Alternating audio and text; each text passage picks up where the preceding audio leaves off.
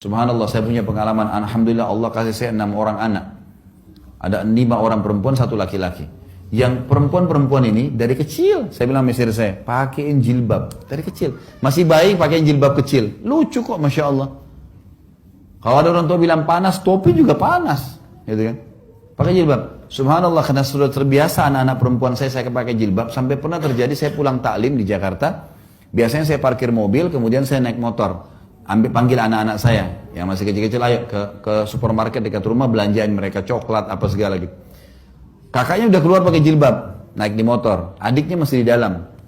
Terus saya panggil, kebetulan ini kisah anak saya Suad namanya, dia di dalam. Saya panggil Suad, gitu. Dia nggak nyaut. Ayo nak, ya. Saya kebetulan saya suruh anak-anak saya panggil saya Abati. Abati itu sama dengan Nabi Ibrahim waktu dipanggil sama anaknya Ismail, ya Abati. Wahai ayahku yang tersayang gitu ya. Jadi mereka panggil saya Abati. Terus saya tanya, ayo Suad kenapa belum keluar? Gak ada suara. Abati sudah nunggu nak. Saya bilang sama kakaknya, sebentar nak ya. Saya parkir motornya, dia masih di atas motor, saya masuk ke dalam. Ternyata anak saya ini masih duduk di dekat pintu, bagian dalam rumah. Pintu dalam rumah, duduk dan dia ngecilin badannya gitu. Kenapa nak Suad? Ada apa? Umi belum kasih jilbab.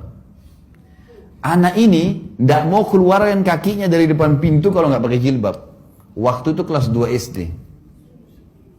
Sampai saya waktu itu terharu dan saya mengatakan Alhamdulillah. Gara-gara apa Bapak Ibu sekalian? Saya selalu bilang, nah pakai jilbab wajib bagi perempuan, tutup aurat. Karena Allah, bukan karena Abati ya.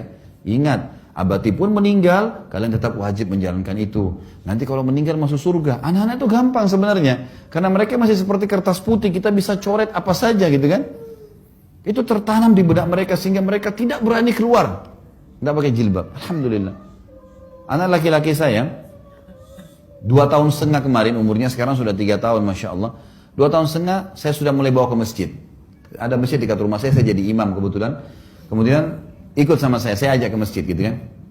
Wais namanya. Wais, ayo ke masjid ya, sholat nak. Iya. Dia masih belum terlancar ngomong kan, ikut ke masjid. Masjid dia lihat saya jadi imam, dia sholat di sebelah saya gitu. Saya kalau habis sholat biasanya saya taklim, ada kultum, dosa-dosa besar saya baca gitu, baca buku. Anak saya ini supaya lihat sekali aja, dia cuma sekali lihat saya. Saya jadi imam, dia lihat cara sholatnya. Kemudian dia lihat saya juga habis sholat ambil buku, ada buku di situ saya baca gitu. Yang kedua kali saya bawa ke masjid Bapak Ibu sekalian, dia masuk ke dalam masjid, habis salam buku itu diambilin sama dia, dibawa kasih saya. Umurnya 2 tahun setengah, dikasih disuruh baca. Saya berdiri, saya pegang, saya baca. Diperhatikan sama dia gitu. Yang ketiga kali, yang keempat kali, yang seterusnya saya bawa dia ke masjid, dia ambilin buku, dikasih sama saya berdiri ceramah, dia ambil buku lain, dia juga ceramah. Di sebelah saya. Dia ngoceh-ngoceh saja. Sampai kadang-kadang jemaahnya ada yang ketawa gitu.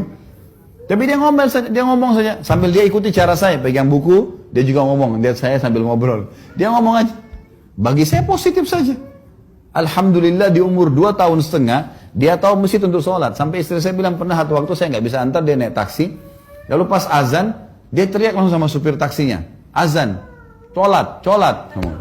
Sama supir taksi. Kata istri saya, takutnya nanti ini supir saya tersinggung nih. Tapi dia bilang gitu. Dia bilang gitu. Alhamdulillah. Saya ke masjid naik motor sama dia. Terus setiap ada jemaah yang lewat, di situ dekat rumah, kebetulan ada jemaah-jemaah rutin. Saya bilang, Assalamualaikum Pak, Assalamualaikum. Ini Uwais ini perhatiin rupanya, anak saya ini perhatiin. Pulang dari masjid, lewat lagi dengan jemaah, dia yang bilang, Kum. Dia yang salam. Lihat pola pendidikan yang kita terapin. Cepat sekali mereka itu. Dan selalu sudah begitu, masuk rumah sudah salam, Assalamualaikum, sudah Assalamualaikum. Dia sekarang sekolah, masuk SD. Baru tadi istri saya cerita, guru-gurunya di sekolah sering ketawa, terhibur kalau anak ini ke sekolah. Jadi kalau lewat teman-teman sekolahnya, teman-teman perempuannya, dia tutup matanya, dia bilang, bukan mahram.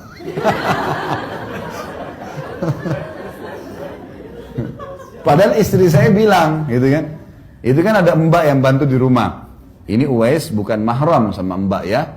Gak boleh lihat kalau mbak begini, kalau mbak gak pakai jilbab, gitu-gitu sama dia. Rupanya dibawa ke sekolahnya itu. Ditutup matanya sama dia. Dan banyak sekali saya lihat. Jadi ternyata itu pola pendidikan, gitu kan. Gimana caranya kita membiasakan saja.